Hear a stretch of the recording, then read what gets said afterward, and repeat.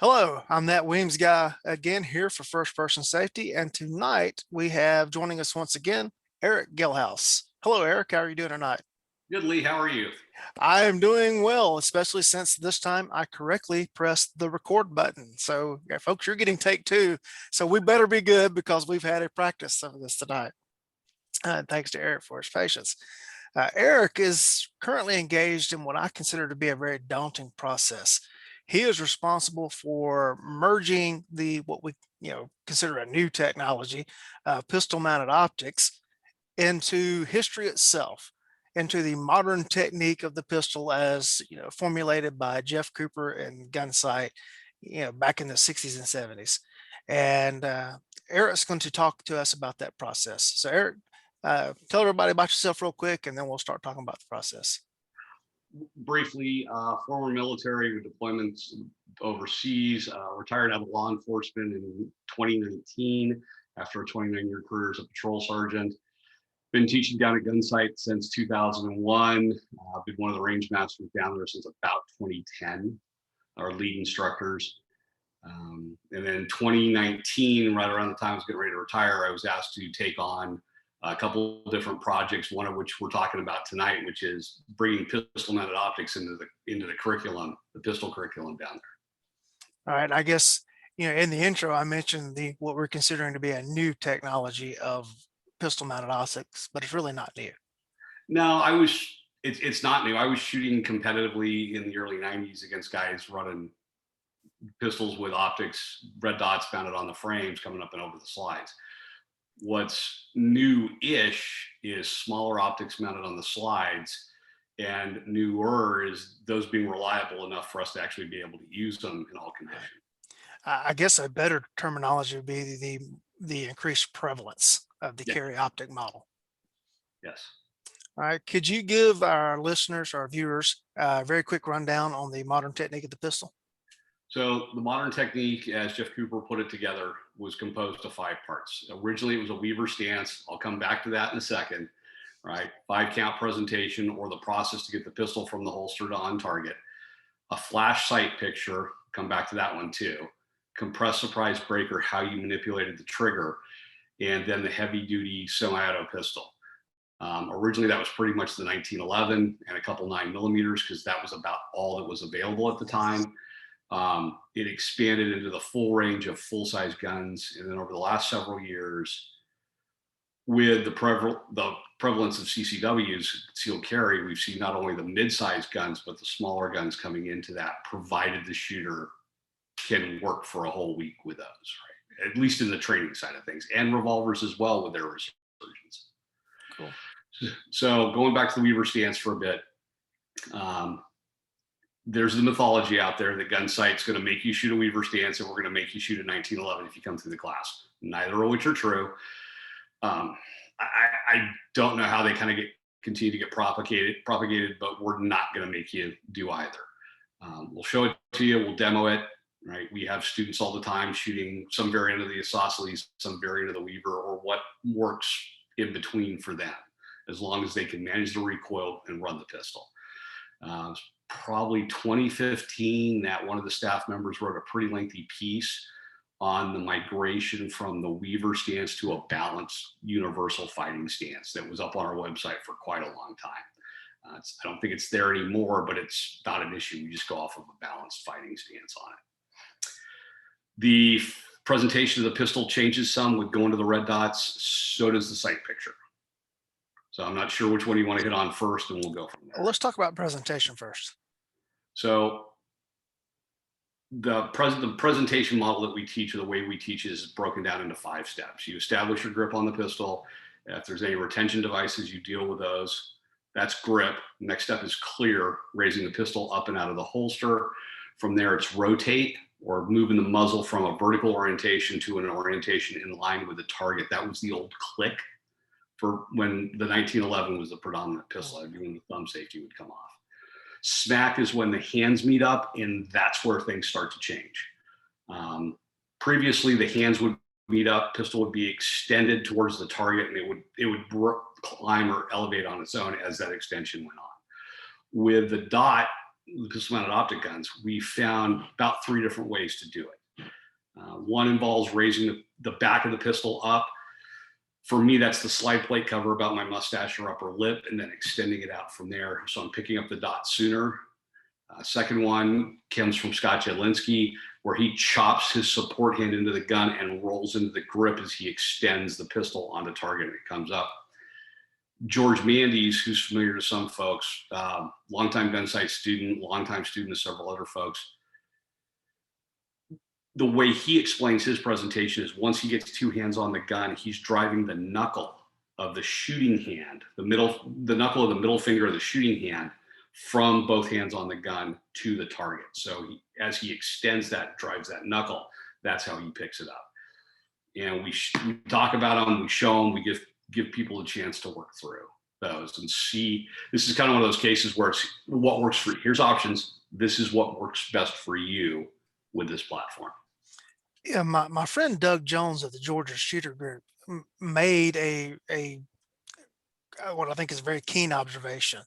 And according to Doug, is that with iron sights, when you're lifting the gun up, your peripheral vision catches the top of the gun, and then the front, and then the shooter drives that out. And that once we put a pistol mounted optic on the pistol, we start bringing the gun up, and the first thing our peripheral vision catches is the cowling or the body of the optic, and that we start our presentation out, and that's too soon, and that's why the dot's not arriving where we expect it to be. And so you mentioned getting the back plate up to about your mustache height, which is, folks, this is proof you do need a mustache to shoot better. So you heard it on the internet. It's true. In my own dry practice at work, I have concentrated on getting the back plate up to, about chin and mouth level as I start to press out. And that has helped me get a more, consistent presentation with the dot. The other thing that I've noticed is that I'm shooting dots on 2 different manufacturer pistols. In my personal time, I'm shooting the CZ P10C, and then for my agency approved Glocks with RMRs. And so I have a Glock 19 Gen 5 set up with an RMR. With the Glock, I must, at the end of the presentation, I must have either intentionally cant the wrists a little more forward or exert a little more pressure with the pinkies for the dot to appear where I expect it to be. With the CZ, it's just my normal, I present the gun out and the dot's where I expect it to be. Are you seeing differences based on the manufacturer of pistols? So the Glock grip angle has been something that's been discussed about as long as they've been out, right? First 1911 shooters trying to transition over encountered the grip angle issue. You'll hear guys now that are bouncing back and forth between Glocks and the 2011 pistols talking about the grip angle issue, right? My primary pistols have been M&Ps after carrying 1911s for the majority of my career. Last 10 years of my career is carrying M&Ps, and there is the grip angle difference between the M&P and the Glock. Work the presentation dry with your primary pistol. When I do work with the Glock, if I'm demonstrating with it, like the last class that we did down at Gunsight, everybody was shooting a Glock clone model during the class. Shadow Systems was the guy. Right, so when demonstrating with those, it was okay, just be aware of this, and here's the fixes for it, like you described, either the wrists or the increased pressure from the pinkies to drop that muzzle down on it. Okay, you mentioned that there were differences with the flash sight picture. Yes, so the first one that comes up is we've got to break the focus on the sights, right? The longer you've been shooting sighted fire, concentrating on your front sight, the more that's grained, the more we got to get you away from looking at the sight, in this case, the dot in the pistol mounted optic, and get you on to looking at the threat and letting the dot appear where you want the rounds to go, because that's where you're looking. So first thing is get you to look at the target or the threat, let the dot appear there. The second is accepting that it doesn't have to be perfectly centered in the window. Just like you talked about the gentleman with the Georgia Shooting Group, right? And how the presentation would kind of correct itself as it would go. Nobody was getting a perfect sight picture every presentation with iron sights. So, and there was still movement with it. Those sights were moving around. we've got to get folks to where they can accept that movement of the dot. One of the things is by looking at the target, not focusing on the dot moves less or appears to move less for you. So we got to fix that part of it too. Once we can get there and get folks to where they're not looking at the dot and it doesn't have to be perfectly centered, we'll get the same effect as the flash sight picture of just the front sight post coming on to the target or the threat when they're presenting the pistol. Cool. How many classes have you run at Gunsight which are dedicated to the pistol mounted optic? So I've run 3, well, actually 4. So we have 2 catalog calendar classes. We run a 250 is the general pistol class. That's the foundational class that we do. And then our 350 class is the intermediate pistol. We've run one of each of those open enrollment last summer. We turned around, ran a media event for Bushnell when they released their new pistol mounted optics right after the intermediate pistol class last summer. Ran all the gun riders that came out through a 3-day version of the class. We also had Casey Yasubio and Jesse Harrison on the range with us for that. We were bouncing back and forth. May of this year, I was back down at Gunsight. We ran the first kind of industry event. One of the product rep groups came out with those Shadow System Glock clones and Holosun optics, and all the shooters running those. So we had a chance to put them through the 250 of the general pistol class for that. And then July, we're running another general pistol class that's dot specific, and in August, another intermediate pistol that's dot specific. Okay, in the classes that you are running that aren't advertised as dot specific, do you have any numbers on what the ratio is of dot versus non-dot? No, but we're probably seeing 2 or 3 dot pistols, at least 2 or 3 dot pistols in every class. I'm sure they're probably seeing more, but this is just what I'm down there. Right. I can give you numbers. It's constant. People are coming with them. All right. So yeah, you've got decades of documented scores with the iron sights. And then now we've got several classes with the optics being run. What are you seeing as the difference in the scores? So increased scores, and that's perception because I haven't sat down and actually crunched the numbers against it. It might remind me when I'm down there in July, and I'll see if I can go grab some of those. But the perception is that we're getting better scores because we shoot back to distance in the classes. 15, 25, and 15, 35, and 50, depending on which pistol class it is. It's how far yard-wise we go back. As folks get more comfortable with them, the times improve, but it's just the repetitions on it to get you to that point. The sooner you start someone on the dot and they're shooting, the easier it is for them to progress with it and not have to break the habits where the focus is and trying to adjust it from there. Okay. Anything I haven't asked you about that you think is pertinent to this topic? Let's see. So I talked about the changes. The one other thing that I didn't hit on, and this will go back to the compressed surprise break or the trigger manipulation, is the dot tells you what you're doing. The dot's giving you really good feedback about how that gun's working, what you're inputting to the trigger, how you're managing the recoil, how you're handling those things. You have to be open to it. And again, you're not focusing on the dot, but you have to be aware of what the dot's doing because it'll give you information. That was one other thing that I wanted to hit on. And then finally, too, we looked at what a bunch of other instructors were doing out there, what other folks were doing with it. We were fortunate that at the same time we were developing this, Los Angeles Police Department and Los Angeles Sheriff's Department were doing a big study on pistol mounted optics, and we were getting some feedback from them as they could share stuff. We were looking at what other agencies were doing.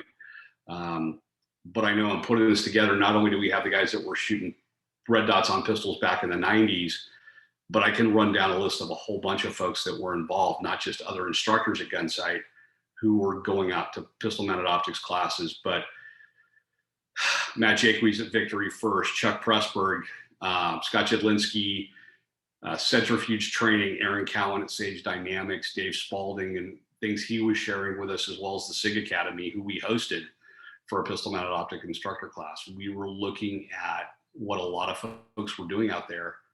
And then, as you talked about, having to find ways to combine it into the modern technique of the pistol where it would work. There were just some things that we couldn't necessarily take from folks because they just weren't viable for it. But there were a lot of things that when we could combine them, either specific techniques and skills or ways of presenting the material, we tried real hard to use that. Have you been getting any pushback from purists that, the Colonel Cooper didn't have red dot optics on top of his pistol, so we can't now? The one pushback that I have heard of, and it wasn't anything like that, but it was the belief that batteries are bad. And so I am aware of some folks that have complained about the possibility of battery failure on it. Once we kind of get them in the class, we can talk to them about performance, about preventive maintenance, about care and feeding a gun. Like, look, at some point you change springs. At some point you replace sights because the tritium's exceeded its half-life, right? At some point, albeit sooner, you're changing batteries in an optic. Right. Okay. Not pushback, just concerns. Right. We have written in our agency policy that the batteries will be changed at specified intervals. You have to bring the optic and the pistol to one of the instructors that's approved to do the mounting, and the instructor will be there with you when you do that, and we'll re-zero the optic and immediately shoot a qual course with it, just to make sure that everything's on the up and up. Now, let me ask you, are you doing that on the optics that don't require you to remove it from the gun to change the battery? Are you having them re-zero and re-qual like the hollow sun or the aim points? The only optic that has been approved is the RMR. Okay. So you've got to take the battery, the optic off to change the battery. I have high hopes for this new Acro. Yes. And I'm sure that the policy will be revisited when we've got some more data on that. The final topic I want to bring up tonight is, I've been doing this series on becoming an instructor and the qualifications of being a qualified firearms instructor. And I guess all that leads to this part of the conversation: the importance of continuing education for a firearms instructor, because if you're not learning how to integrate this technology that's here, it's not going away. It's only going to become more prevalent. How are you going to stay at the top of the game? How are you going to stay valid? Do you have any thoughts on that? You have to accept, I think number one, people have to accept that the pistol mounted optics aren't going anywhere. Right. Then you have to be willing to say, okay, this is something I don't know anything about, right? When I first ran my pistol mounted optics in 2012, there were a relative handful of us that were on email, on text messages, on phone calls, trying to figure stuff out back and forth. And fortunately, we were at the tail end of fielding optics on carbines. So there was a lot of discussion about running the optic, getting the optics on carbines kind of pushed through. Then I walked away from it because of reliability issues that I had encountered. When I came back to it, I was then seeing, and I think the training community as a whole was seeing, people out there who'd gotten a really good handle on optics and how to teach them. And the class I took when I decided to come back to the optics was Scott Jedlinski's 2-day red dot class. And Scott has a real good handle on how to teach the end user on how to use that pistol. And he's got folks that are working with his material across the country. Then I was able to get into Aaron Cowan's law enforcement specific pistol mounted optic instructor class, and then go to the SIG Academy's pistol mounted optic instructor class and combine that with what we were seeing, what we were hearing from others. So I think if you're teaching out there, even if you don't think that the dot's relevant to you, at least go take a class so you have some understanding of how it works. So hopefully you're not the guy getting referred to when somebody talks about, yeah, the dude that wouldn't accept the battery issue, right? At least understand how they're working. I had a threshold moment here a couple of years ago. I was helping another instructor with a class, and we had a student that was in his 70s that showed up carrying appendix inside the waistband with a dot mounted on his pistol. And I said, all right, if that is occurring, you better get on board, big boy, because if it's gotten to that point and that level of acceptance, it's going to become more and more prevalent. You better know what's going on with both the appendix carry and the dot. And while I have not chosen to adopt the appendix carry, I did get several different appendix holsters, and I played with it with a blue gun, learning all the techniques. And so I felt like I would be an adequate coach for someone that came to one of my classes and was carrying appendix. I needed to understand that whether or not I adopted it. And then I started down the dot path. I've taken Dave Spalding's red dot class, and I've taken Brian Hill, which was my first red dot class, was Brian Hill's. And I've been shooting some IDPA matches for the first time in years. I signed back up to go do some IDPA just to get some non-square range time with the dot. And I'm seeing performance gains as far as precision, especially at distance. I am not as fast on the presentation. And so I have not yet started carrying the dot gun on duty or as my carry gun when I'm off duty, but I'm doing almost all of my training time with it now. And it carries over. So one of the things I've gotten to be able to do now, which I couldn't for years, is I've been able to go to a softer focus on the front sight shooting irons. Yeah. I've got the sight picture. I'm still paying attention to the front sight. My visual attention's there, but it's not as hard as it was before. But that's from getting the presentation down and having a very good feel for where that is. I'm not going to say I'm perfect at it, right, but I'm getting it down. Well, I'm happy to say that the other day I shot a demo for the jail staff, and I did it iron sighted, and I shot 100 on the qual course. And I was like, yes, I can do this still with the old man style. Eric, any closing thoughts? Just a couple of things. The dots are here. Even if you choose not to work with it, if you're teaching or you're running an agency program, get some formal exposure to it out there. I did a class a few months ago with my training company for a statewide law enforcement agency up in New England. They don't think they're going to get the dots, but their firearms training unit wanted all their instructors to have some background, some experience with them. Second thing up, gun sight's always a good trip, if nothing else for the historical. You don't have to take the 250 red dot class to take the 350 red dot class. If you've been through gun sight and taken the 250, you can come take the 350, the red dot 350 class. Again, both those are coming up this year. I think they'll be on the calendar for as far as I can see out. Hopefully we'll get some more of them. All right. What classes do you have upcoming through Cougar Mountain Solutions? 2 weeks, no, week and a half from now, I'm teaching CCW's skills centric class. Good guy with a gun over in Dublin, California, that can be signed up for through defensive accuracy. And the only other thing I have on the calendar for Cougar Mountain right now is a week back to Connecticut, teaching at their police academy, both pistol mounted optics instructor and low light instructor classes. July, August, September, I'm back and forth between Northern California and gun sight. So I just don't have anything in the next couple months on my company. All right, folks, take the time to look up Eric and see what kind of course offerings he's going to have. Keep following his web page and his Facebook page and his Instagram, and that is Cougar Mountain Solutions. Eric, I thank you for once again for your time to come on and do one of these interviews. And folks, this is like a phone conversation that happens between Eric and I at least once or twice a week, as we deep dive into this kind of stuff. And so Eric, thank you for that.